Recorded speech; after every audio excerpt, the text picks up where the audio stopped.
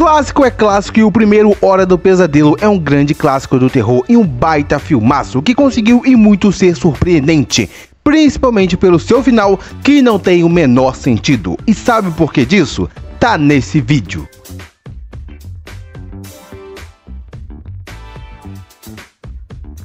Nerds de Wall Street, Ezequiel aqui para mais um vídeo. Em 1984, um novo filme de terror do gênero slasher surgiu. E nasceria ali uma das maiores e mais icônicas do terror, A Nightmare on Elm Street, ou A Hora do Pesadelo, que trouxe um vilão completamente diferente, que é um ser sarcástico que gostava de atormentar as suas vítimas antes de matar. Esse é Freddy Krueger, que ganhou a vida pelo Robert Englund e sendo uma criação do gênio Wes Craven, que foi responsável por tudo de A Hora do Pesadelo.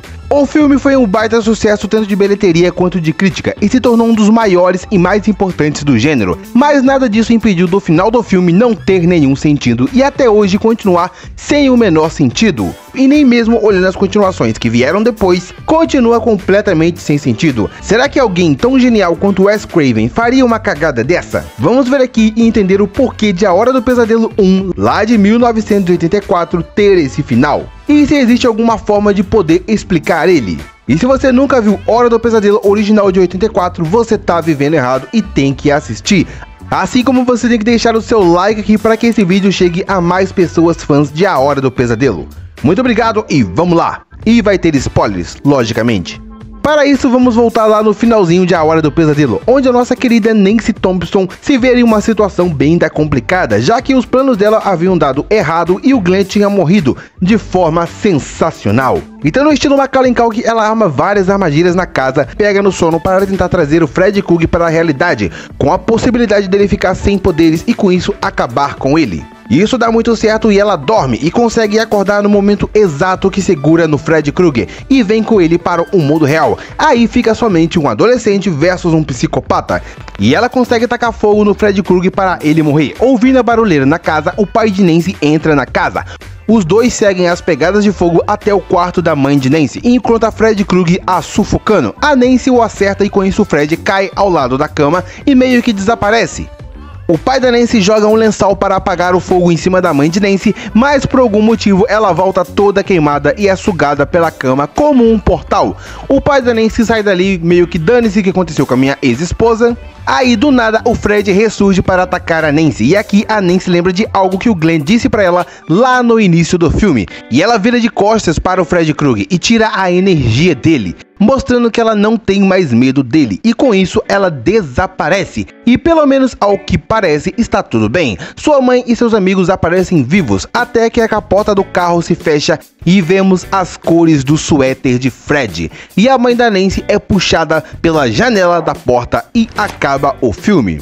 Olhando assim à primeira vista, a primeira coisa que podemos notar a 200 km de distância é que a mãe da Nancy vira um boneco. Mas além disso é que a partir do momento em que o Fred aparece sufocando a mãe da Nancy, não faz sentido. Tirando a parte da Nancy vencendo o Fred sem medo, o filme tenta nos fazer questionar esse final e se era tudo um sonho ou se era a realidade mesmo. Só que ao fazer isso, ele quebra exatamente o que foi estabelecido antes no início do filme. O Freddy Krueger ataca nos sonhos e ponto. É onde ele tem poderes para fazer coisas fora da realidade. São os sonhos, ou melhor, os pesadelos. E o filme se mantém nisso até o final mais ou menos. Porque aqui ele literalmente ignora o que foi estabelecido antes. Pois no momento em que o Fred sufoca a mãe da Nancy, aparentemente eles já estão em um sonho. Sendo que momentos antes o Fred não tinha poderes, porque ele veio para o mundo real. Então ele ressurgir atrás da Nancy e o final em si tá num pesadelo não faz sentido, como vínhamos vindo no filme. E assim, o final mostra que o Fred consegue pegar não só a mãe boneca da Nancy, como também a própria Nancy, mas como sabemos, ela não morre aqui no final, porque ela volta lá em A Hora do Pesadelo 3. Ou seja, foi meio que um final em aberto desnecessário. Tá, mas por que A Hora do Pesadelo, que é um dos maiores clássicos do terror, tem esse final tão perdido? Que fica até mais sem sentido quando vemos que quem está por trás de tudo isso é o Wes Craven, um dos maiores diretores de todos os tempos do horror, que você deve saber muito bem que mais tarde criou aí a franquia Pânico junto de Kevin Williamson. Então será possível que nem mesmo o Wes Craven viu que isso aí tava meio que bizarro e sem o menor sentido? Bom, a verdade por trás do final sem explicação de A Hora do Pesadelo é porque teve diferenças de opiniões na hora de concluir o projeto. Porque junto com A Hora do Pesadelo ressurgiu ali uma das maiores produtoras de filmes de terror, a New Line, que já existia há algum tempo, mas ficou muito mais popular com os filmes de A Hora do Pesadelo. Tanto que ela produz filmes até hoje, como todos os filmes do universo de Invocação do Mal e até mesmo O Senhor dos Anéis. Bom, o que aconteceu é que Wes Craven queria um final feliz para a história, com a Nancy vencendo o Fred e salvando seus amigos.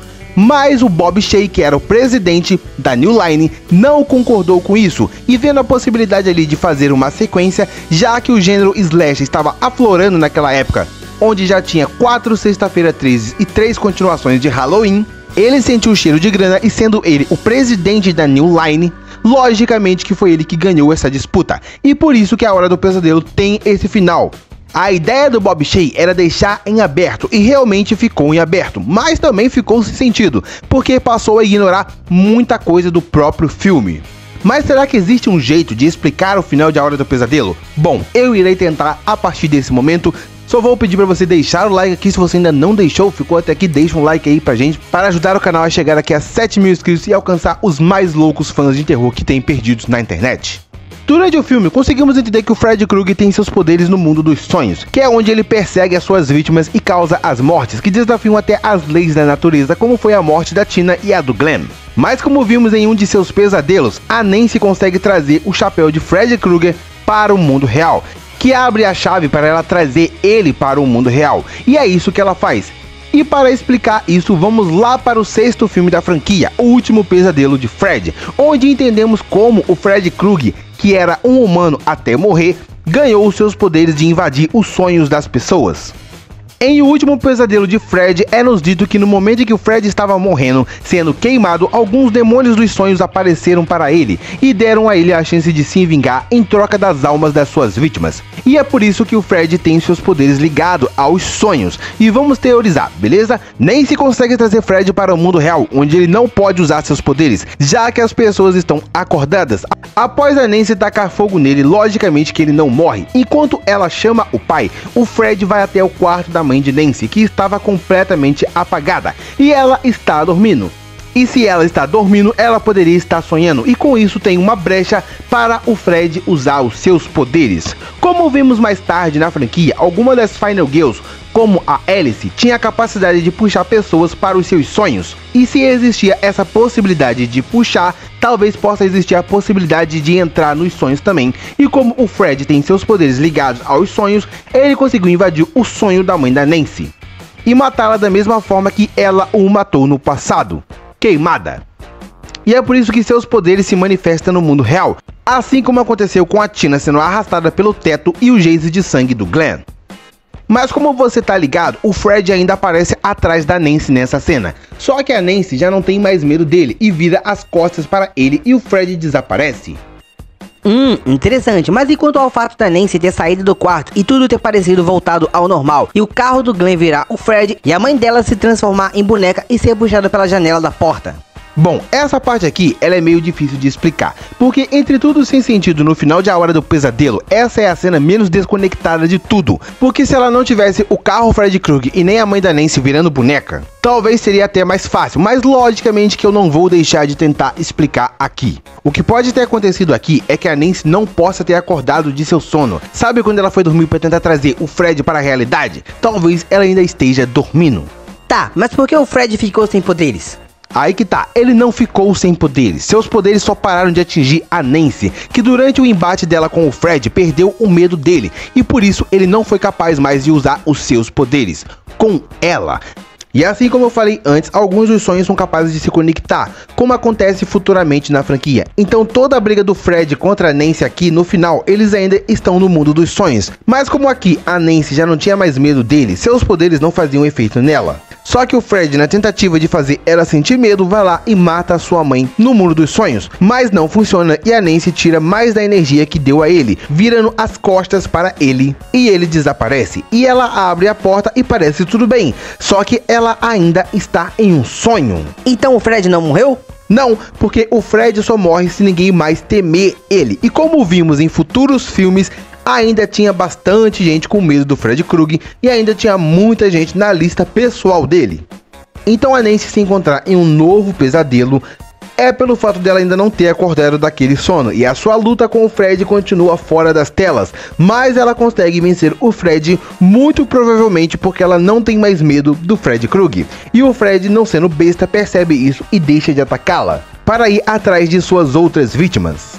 E sim, eu sei que ainda não faz muito sentido, porque o final em si não nos ajuda muito a explicar. O lógico seria dizer que a partir do momento em que a Nancy dorme para tentar trazer o Freddy para o mundo real, ela se manteve dormindo e nunca trouxe ele para o mundo real.